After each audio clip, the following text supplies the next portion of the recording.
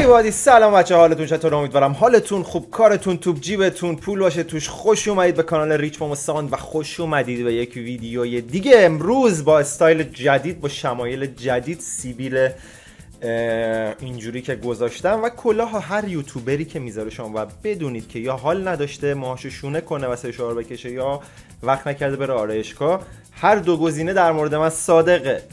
پس این کلا برای اون. سیبیلم که شمایل جدید، آدم یهو میره ریش و سیبیلاشو بزنه، فاز برمی‌داره، فکر می‌کنه چیزی خیلی بهش میاد، بعد بقیه که مسخرهش میکنن تازه میفهمه که چه غلطی کرده. پس من الان توی اون مرحله‌ام که منتظرم چند نفر مسخره‌ام کنم. نظرتون راجع به شمایل جدید حتما بنویسید. خودم احساس میکنم که شبیه دراگ دیلرای مکزیکی شدم.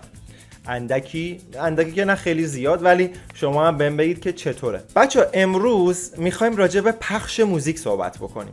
پخش موزیک چیزی که دغدغه خیلیاست و من تصمیم گرفتم یه دونه پلیلیست واسش داشته باشیم و همینجوری ویدیوهایی داشته باشیم که همینجوری به صورت پادکست با هم دیگه گپ و گفت بزنیم راجع به پخش. و من تجربیات 10-12 ساله‌ای که کار کردم موقعی که توی ایران بودم، توی استودیوهای مختلف، استودیو پایتخت، استودیو دیز، استودیو دیوان، استودیو 100 و خیلی از موزیسین ها و خواننده هایی که الان خب معروفن، همشون اون موقع معروف بودن، رو میدیدیم که چجوری کار میکنن، پخششون رو چجوری میکنن، پرودوسرشون چجوریه.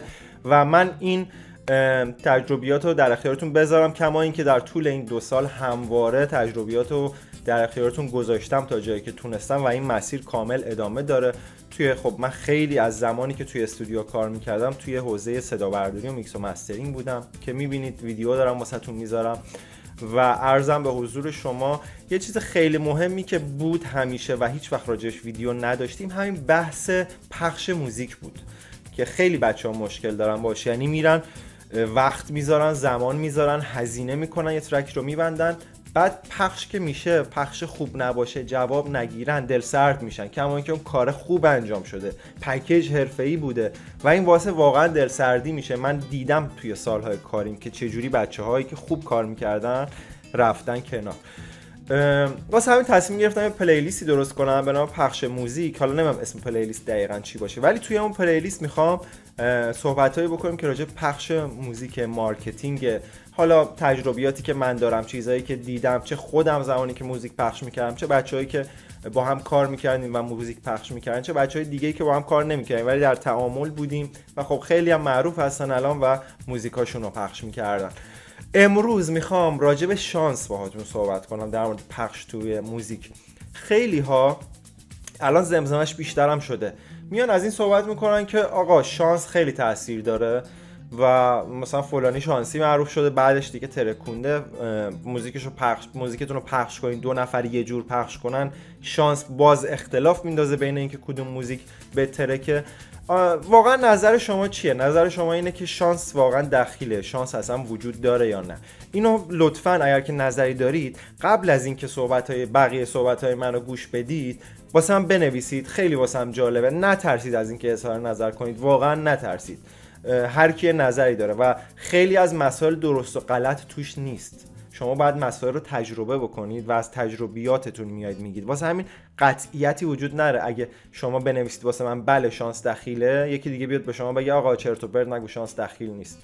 هیچ کس حق باهاش نیست. متوجهید؟ بعضی مسائل تجربیه، مسائلیه که حتی به بازه‌های زمانی مختلف عوض میشه.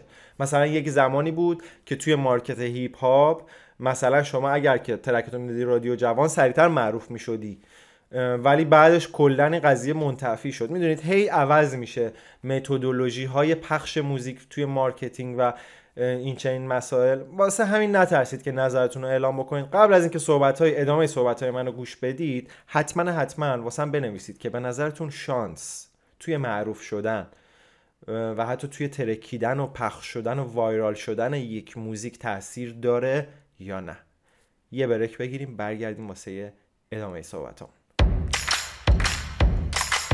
خب قراره که راجع به شانس توی معروف شدن صحبت بکنیم و توی وایرال شدن یک ترک صحبت بکنیم توی این قسمت از پخش موسیقی. شانس به خودی خود تعریفی نداره، یعنی تعریف خارجی نداره که بگیم شانس اینه، نگاش کنید این رنگیه، اینجوریه. پس شما نمیتونید بگید که من میشینم توی خونم الان شانس بیارم یه اتفاقم، شانس بیارم پولدار میشم، شانس بیارم معروف میشم، یا اینکه با همون مسیر قبلی که ترک میبستین، میخوندین، میکس و مستر میکردین، همون مسیر رو بگین اون وسط باید یه شانسی بیارم که اتفاق بیفته. نه، اینجوری نیست. واقعا میدونید همتون دیگه این اتفاق هیچ وقت نمیفته. شانس وجود داره، خب شانس هست، شانس میتونی بیاری، اما باید خودتو تو موقعیت شانس قرار بدی.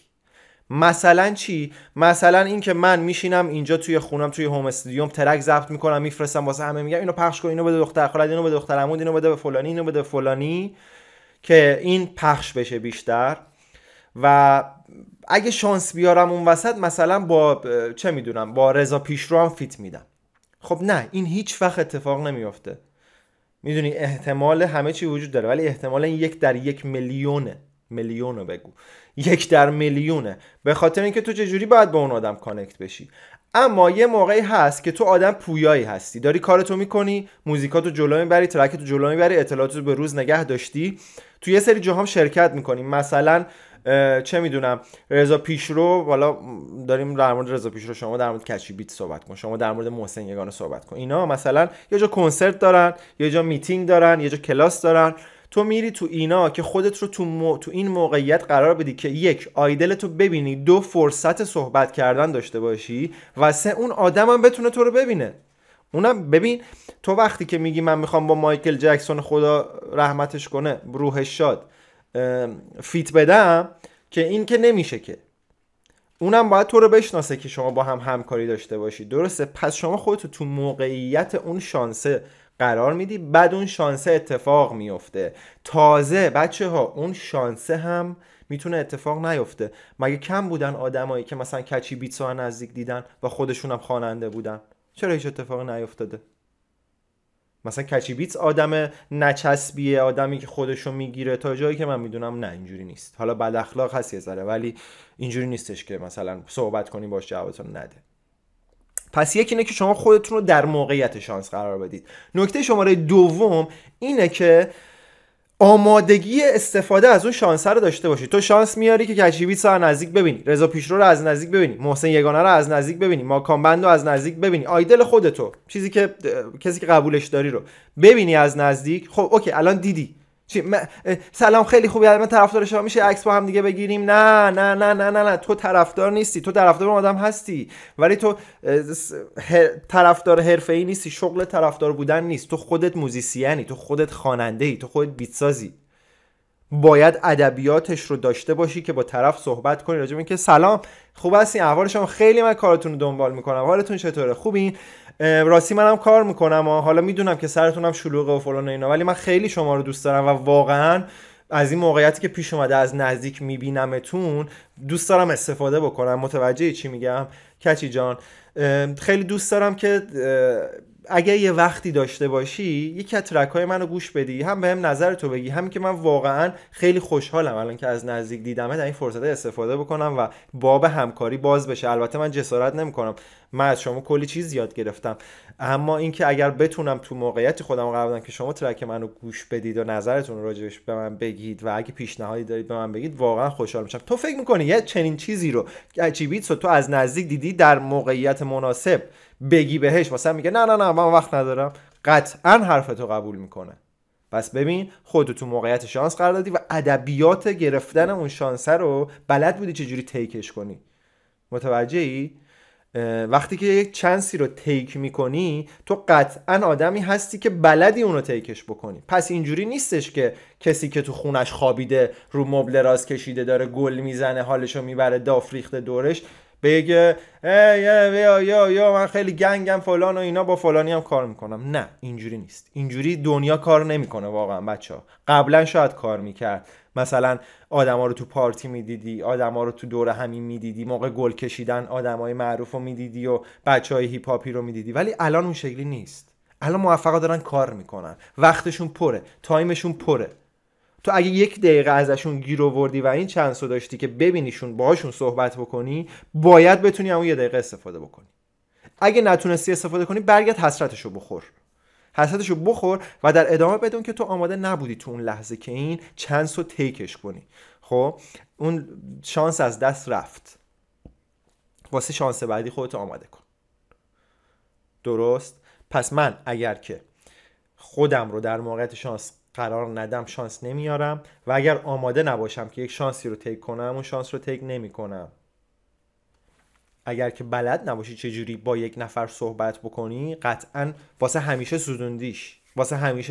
چرا؟ چون مثلا میری به یکی دایرکت میدی و دایرکت درستی نمیدی. خب میای به من کچی بیتس یه دایرکتی میدی واسه همکاری و اون دایرکت اصلا فول، اشتباه، ادبیاتت غلطه. سلام داداش چطوری، خوبی؟ طرف میگه بابا ما که همون نمیشناسیم چرا اینجوری صحبت میکنه. تو اونور میخوای خیلی هیپ هاپی و گرم باشی ولی اینجوری نیست. ساید حرفه‌ای داستان ادبیات خودشو داره بچه‌ها. متوجه مکانیزمای خودشو داره. شما باید با ادب باشی، باید تشریفات کار حرفه‌ای رو بلد باشید. اگه بلد نیستی برو یاد بگیر، بعد دنبال این باش که با خفنا کار بکنی. رو خودت کار کن. فقط این نیست که رو موزیکت کار کنی، رو خودت هم باید کار کنی که بتونی معاشرت بکنی، بتونی حرفه‌ای صحبت بکنی، بتونی وقتی که 1 دقیقه وقت داری که مثلا ابی رو از نزدیک ببینی جرأت پاد نلرزه سرخ و سفید بشی. جرأت اینو داشته باشی که 1 در این حال مؤدب، 2 حرفه‌ای و 3 خلاصه‌گویی و مفیدگویی رو انجام بدی و زرنگ باشی تا اون شانس رو به دست بیاری. اون موقع مطمئناً احتمال شانست میره بالا. مگه شانس احتمال نداره؟ احتمال شانس آوردنت میره بالا. یهو میبینی که با 1 دقیقه صحبت کردن کانکت میشی با یه آدم معروف و اگر که کارت خوب باشه اون آدم معروفه وقتی که وقت رو گذاشته کارتو رو گوش داده میگه او یه تالنت پیدا کردم. تالنت همیشه 20 سالش نیست که تالنتد کسیه که نابغه است. تو میتونی 40 سالت باشه تالنتد باشی. درست؟ اینم از این داستان. پس شانس اینجوری کار میکنه. شانس این نیستش که من نشستم اینجا دارم کار خودم میکنم، ماست خودم میخورم، شانسی بیاد در خونه بزنه، در باز شه، مثلا سهراب ام جی یا مهرادیدن با هم بیان تو بگن داداش ما تو رو پیدا کردیم، تو استعدادی، تو خفنی، بیا اینجا با ما کار کن. اصلا اینجوری دنیا کار نمیکنه. یه استراحت بکنم، من گلوم خوش شد، یه آب بخورم، بریم سراغ جمع‌بندی بحثمون. خب بچه‌ها این از شانس توی همکاری کردن با بقیه بود. توی پخش هم تقریبا همین جوریه دیگه. خیلی هم میگن شما پخش میکنی باید شانس بیاری. آره باید شانس بیاری. همه اگه اینجوری بخوای حساب کنی فردا صبح که خواب بیدار شی بخوای زنده بمونی هم باید شانس بیاری. بله احتمال اینکه بمیری همیشه هست. احتمال اینکه زنده بلند شی هم همیشه هست. احتمال اینکه ترکت بترکه هست. احتمال اینکه ترکت وایرال شه هست. احتمال اینکه ترکت 1 میلیون ویو بخوره هست، 100,000 تا بخوره هست، 10 تا بخوره هست. همه اینا احتماله. بله شانس هست. با شانس هم بیاری. اما این فکت نیست که شما بگی که من باید شانس بیارم. اون شانس اونجاییه که شما تلاشت رو کردی و خودتو تو موقعیت شانس قرار دادی. مثلا چی؟ مثلا تو میخوای یه ترک پخش بکنی. الان میخوام در مورد همکاری با آرتیستا صحبت کردم واسه شانس آوردنش. الان میخوام راجع به پخش آهنگتون صحبت بکنم، راجع به شانس آوردنش. شما یه ترکی رو میخوای پخش بکنی. چجوری میتونیم شانس وایرال شدن اون ترک رو افزایش بدیم؟ میخوایم اونو بررسی بکنیم. یکی این که الان یه چیز دیگر بگم بعد بگم اینو. بچه‌ها هر قسمت راجع به یه چیزی قرار صحبت بکنیم. الان کاری ندارم به اینکه اون ترک چجوری باید بسته بشه، چجوری کار بکنی، ترکتو بری پیش فلانی چک بکنی، چی کارا بکنی قبل از پخش. الان دارم راجع به اون نقطه‌ای حرف میزنم که قرار ما شانس بیاریم توی پخش. خب بقیه رو همه رو بذاری کنار. ما داریم راجع به یک موضوع ریز صحبت میکنیم و این موضوعای ریز رو آخر عرضم به حضور شما جمع‌بندی این چند تا پادکستی که میگیریم و پلیلیستی که داریم، ببینید ویدیوهاشو، آخرش همه اینا رو توی ذهنتون میذارین بغل دست هم و بدون اینکه خودتون متوجه بشید انقدر آگاهی گرفتید که دیگه یه رفتار حرفه‌ای‌تر از خود نشون میدید. چون جزئیات خیلی مهمن. این شانس رو دونستن در موردش مهمه. اینکه قبل از پخش چجوری باید آماده باشیم مهمه. اینکه چجوری پخش بکنیم مهمه. متوجه این چجوری زمان بذاریم، چند روز قبل پخش این کارو کنیم، بعد اینا بعد میره تو ناخودآگاه شما، تو ذهن شما هست و شما رو یادم پخته تر میکنه. همه این مسائل همینه. واسه همین سعی کنید همین چیزای جزئی رو که یاد میگیرید رو با دل و جون بهش گوش بدید. ذهنتون هم باز باشه راجبش. متوجه اید؟ میتونید الان اون پشت نشستید دارید منو میبینید بگید بابا یارو داره میگه داره چرت و پرت میگه فلان، اصلا این اینجوری نیست اینا. خب اوکی، اصلا شما درست میگید، فقط میشه چند دقیقه بذارید کنار تفکرتون رو به حرفا گوش بدید، نه من هر کس دیگه هم که صحبت میکنه، بعد همه اینا رو با هم جمع بندی کنید، نتیجه‌ای که مناسب خودتون رو بگیرید. لطفاً ذهنتون رو باز کنید. دمتون گرم. راجع پخش، شانس آوردن توی پخش، ببینید یه موقعی هست که پخش میکنی یه ترکی رو تو کانال تلگرامی پخش کردی فقط و میگی که ترک خوب خودش پخش میشه دیگه، دینگ، فکتی که بهش رجوع کردن کامل اشتباهه و شما رو به باد میده. ترک خوب خودش پخش میشه، یه جمله میگیم و میریم. خودتون رو راضی نکنید واسه این که فراخ باسن باشید. آقا این هم پروسه پخش هم به اندازه پروسه تولید باید زحمت بکشید واسش. ترک خوب خودش پخش میشود. برو بابا، کی گفته همچین چیزی رو؟ بله ترک خوب خودش پخش میشه، ولی یه کف استاندارد رو رعایت کرده باشید دیگه. باز مثل این میمونه که من ترکم جمع کنم بذارم تو لپتاپم بگم ترک خوب خودش پخش میشه. یه هکری ان شاءالله با امید خدا میاد لپتاپ من هک میکنه، ترک رو برمی‌داره گوش میده، میگه این کیه؟ بعد دسته بر قضا اون هکره رفیق مثلا مهراد هیدنه، میده به هیدن میگه بیا اونو گوش بده. مهراد هیدن میگه آقا من یه چیزی پیدا کردم، میذاره تو کانالش، میگه بچه‌ها گوش ببینید چه خفنه. بعد اون ترک معروف میشه. بله احتمالش هست 1 در 100 تریلیونه احتمالش. پس شما قطعا ترک خوب پخش میشه رو بنداز از ذهنت همین الان بیرون. یعنی چی ترک خوب پخش میشه خودش؟ جمع کن بره این مسخره بازی ها رو.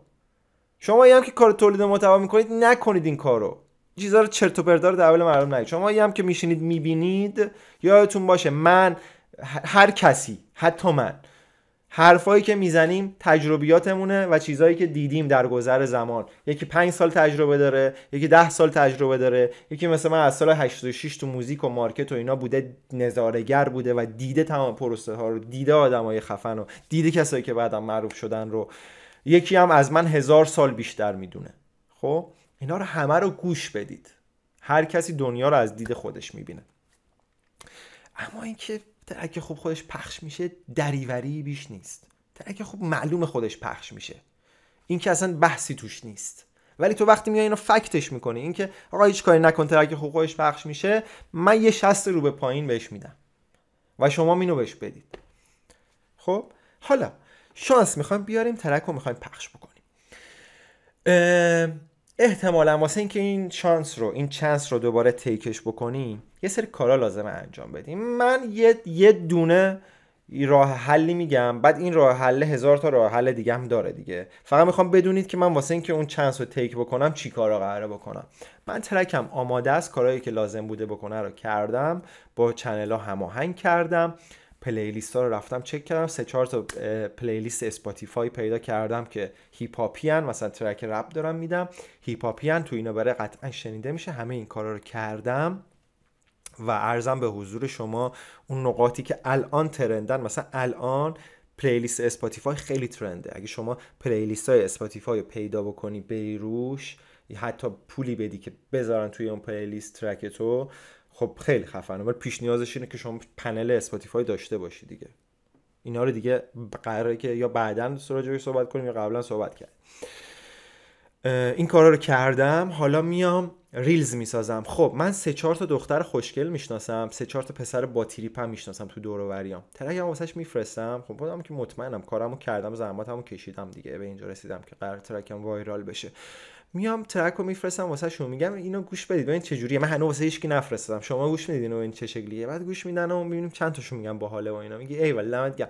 من دارم این ترک رو پخشش میکنم، حال میکنی روش یه ریلزی، یه ویدیو، یه استوری ضبط کنی بری وقتی که پخش شد، دمت گرم و اینا. بعد میگن آره چرا که نه. کوچکترین کاری که واسط میتونه بکنه اون آدمی که با تریپه، خوش استایل، خوشگل، خوش قیافه است، اینه که یه استوری واسط بذاره دیگه. دینگ، تیکش کردی، تموم شد رفت. حالا اون وسط واقعا ترک باحاله، واقعا ترک کچیه و میان روش ریلز هم میسازن. خب و بعدن یاد باشه اونا که ریلز ساختن روش اصلا مهم نیست چقدر ویو میگیره، حتما یه جوری ازش تشکر کنی، اصلا یه هدیه‌ای واسش بخری. کسی که واسه تو رایگان یه کاری رو انجام میده حتما بک کن این لطفی که داره به تو میکنه رو. نه به صورت استوری. اون داره تو فضای مجازی این کارو میکنه، تو فضای واقعی واسش یک حرکتی انجام بده. بگو دمت گرم این کارو انجام دادی، خیلی حال داد، خیلی حال کردم، یه دونه مثلا شام بریم عشقی بزنیم با هم بیرون، یا مثلا یه هوی واسش گل بفرست. متوجه؟ اینو حتما جواب آدما رو برگردون. اینا میان ریلز میرن، فرض کن 6 7 نفر ریلز میرن، بعد این دیده میشه. بعد اگه واقعا کچی باشه، اون قسمتی باشه که حال کردم، اون ریلز هم خوب باشه، این شروع میکنه به ریلز ساخته شدن از روش. دینگ تیک اینستاگرامو زدم، تیک تلگرامم به همین شکل، ارزم به حضور شما یوتیوبم به همین شکل، روش ریاکت برن فلان بکنن، بری با اونایی که ریاکت میرن واسهشون بفرستی ترکو و اینجوری این شانس رو بیاری که ترکت وایرال بشه، بره توی ریلزهای اینستاگرام، بره توی ریاکت های یوتیوب، بره میم بشه، حتی میم میخوام بسازن اونو بذارن روش. متوجهی؟ و اینجوری بشه که یه ترکی وایرال بشه و یهو 1 ماه بمونه بالا. نشد ترک بعدی، نشد ترک بعدی. تو مطمئن باید باشی که اگه میخوای شانس بیاری، یک متدولوژی‌های روز الان چی رو بورسه، اون کارا رو حتما بکنم و یه بار نکنم، چند بار بکنم. پلیلیست اسپاتیفای رو بورسه برم بهترین‌ها رو پیدا بکنم، 20 تا پلیلیست پیدا بکنم، دونه دونه قیمتاشون رو بگیرم، ببینم چقدر میگیرن، بودجه رو بذارم روش. تلگرام چجوری ترک الان پخش میشه، برم اون کارو بکنم، بریزم روش. اینستاگرام الان چجوری یه ترک میتره کنه، ریلز در و دافا ریلز بسازن، بچه بازی ریپا ریلز بسازن، برم ببینم چجوری میشه این کارو کرد. یوتیوب چجوریه، برم اون کارو بکنم. متوجهید؟ این کارو واسه همه ترکاتون انجام بدید.